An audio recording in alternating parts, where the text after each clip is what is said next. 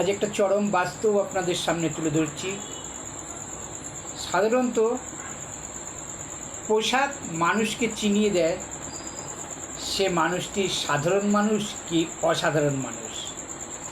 তার কারণ আমরা সমাজে ফলো করেছি বা লক্ষ্য করে দেখি, দামি দামি ব্র্যান্ডের পোশাক আশাক একমাত্র অসাধারণ মানে ধনী ব্যক্তিরাই পরে থাকে বা ধনী ব্যক্তিরাই ব্যবহার করে থাকে।